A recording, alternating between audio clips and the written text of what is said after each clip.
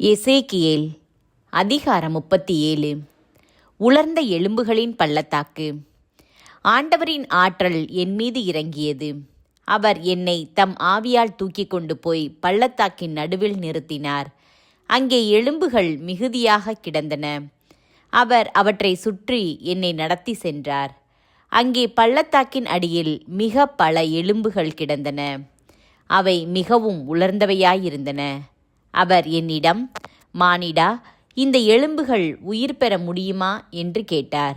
நான், தலைவராகிய ஆண்டவரே, உமக்கு தெரியுமே என்று மறுமொழி அளித்தேன். அவர் என்னிடம் உரைத்தது, நீ இந்த எலும்புகளுக்கு இறைவாக்குரை. உலர்ந்த எலும்புகளே, ஆண்டவரின் வாக்கை கேளுங்கள் என்று சொல். தலைவராகிய ஆண்டவர் இந்த எலும்புகளுக்கு இவ்வாறு கூறுகிறார், நான் உங்களுக்குள் உயிர் மூச்சு புக செய்வேன், நீங்களும் உயிர் பெறுவீர்கள். நான் உங்களை நரம்புகளால் தொடுப்பேன், உங்கள் மேல் சதையை பரப்புவேன், உங்களை தோளால் மூடுவேன்.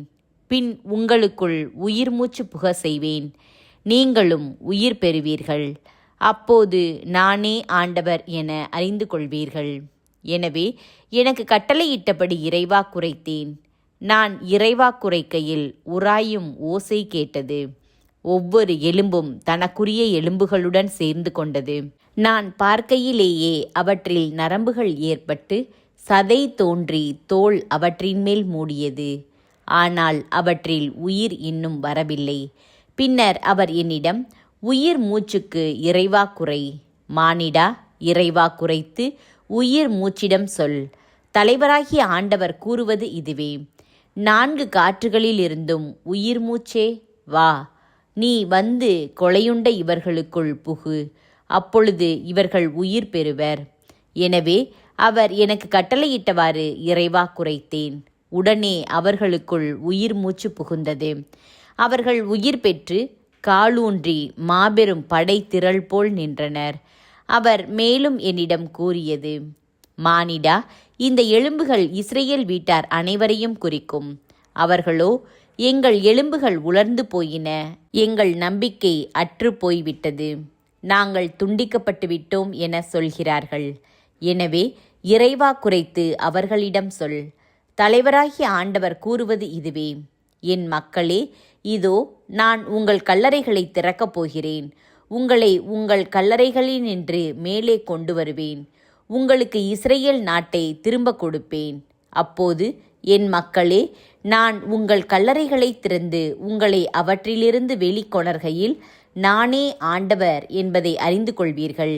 என் ஆவியை உங்கள் மீது பொழிவேன், நீங்களும் உயிர் பெறுவீர்கள்.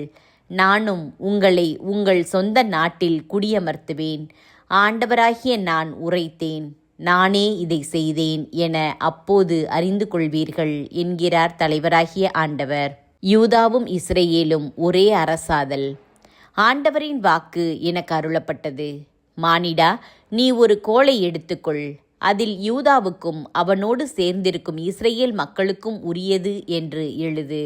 பின்னர் இன்னொரு கோலை எடுத்து அதில் யோசேப்புக்கும் அவனோடு சேர்ந்த இஸ்ரேல் வீட்டார் அனைவருக்கும் உரிய எப்ராயிமின் கோல் என்று எழுது. அவை இரண்டும் உன் கையில் ஒரே கோளாயிருக்கும்படி அவற்றை ஒன்றாக சேர். உன் மக்களினத்தார் உன்னிடம், இவற்றால் என்ன கூட்டிக்காட்ட விழைகிறீர் என கேட்கையில் அவர்களுக்கு சொல், தலைவராகிய ஆண்டவர் கூறுவது இதுவே, நான் எப்ராயிமின் கையில் இருக்கும் யோசேப்பு மற்றும் அதனுடன் சேர்ந்த இஸ்ரேல் குலங்களின் கோலை எடுத்து அதை யூதாவின் கோளுடன் சேர்த்து அவற்றை ஒரே கோளாய் மாற்றுவேன். அவை என் கையில் ஒரே கோளாய் இருக்கும். நீ எழுதிய கோள்களை அவர்கள் கண் முன்னால் உன் கையில் பிடித்து அவர்களுக்கு சொல், தலைவராகிய ஆண்டவர் கூறுவது இதுவே, இதோ நான் இஸ்ரேலர் சிதறுண்ட நாடுகளிலிருந்து அவர்களை அழைத்து எம்மருங்கினின்றும் கூட்டி சேர்த்து அவர்களின் சொந்த நாட்டிற்கு கொணர்வேன். இஸ்ரேலின் மலைகள் மீது அவர்களை ஒரே நாட்டினர் ஆக்குவேன். அவர்கள் எல்லாருக்கும் ஒரே அரசன் இருப்பான். அவர்கள் இனிமேல் ஒருபோதும் 2 நாடுகளாகவோ 2 அரசுகளாகவோ பிரிந்திரார். அவர்கள் இனிமேல் ஒருபோதும் தங்கள் தெய்வ சிலைகளாலோ இழிந்த அருவருப்பான பொருள்களாலோ தங்கள் வேறெந்த குற்றங்களாலோ தங்களை தீட்டுப்படுத்தி கொள்ள மாட்டார்கள். ஏனெனில் அவர்கள் பாவம் செய்த எல்லா குடியிருப்புகளில் இருந்தும் அவர்களை நான் மீட்டு தூய்மையாக்குவேன். அவர்கள் எனக்கு மக்களாயிருப்பர், நான் அவர்களுக்கு கடவுளாயிருப்பேன். என் ஊழியன் தாவீது அவர்களுக்கு அரசனாயிருப்பான். அவர்கள் அனைவருக்கும் ஒரே ஆயன் இருப்பான். என் நீதி நெறிகளின்படி அவர்கள் நடப்பர். என் நியமங்களை கருத்தாய் கடைப்பிடிப்பர். நான் என் ஊழியன் யாக்கோபுக்கு கொடுத்ததும் உங்கள் மூதாதையர் வாழ்ந்ததுமாகிய நாட்டில் அவர்கள் வாழ்வர். அவர்களும் அவர்களின் மக்களும் மக்களின் மக்களும் அங்கு என்றென்றும் வாழ்வர். என் ஊழியன் தாவீது என்றென்றும் அவர்களின் தலைவனாயிருப்பான். நான் அவர்களுடன் நல்லுறவு உடன்படிக்கை செய்து கொள்வேன். அது அவர்களுடன் என்றென்றும் நிலைத்திருக்கும். நான் அவர்களை நிலைபெற செய்து அவர்களை பெருக செய்வேன். என் தூயகத்தை அவர்கள் நடுவே என்றென்றும் நிலைக்க செய்வேன். என் உறைவிடம் அவர்கள் நடுவே இருக்கும். நான் அவர்களுக்கு கடவுளாயிருப்பேன். அவர்கள் எனக்கு மக்களாயிருப்பர். என் தூயகம் அவர்கள் நடுவே என்றென்றும் நிலைத்திருக்கையில் இஸ்ரவேலை தூய்மைப்படுத்துபவர் ஆண்டவராகிய நானே என வேற்றினத்தார் அறிந்து கொள்வர்.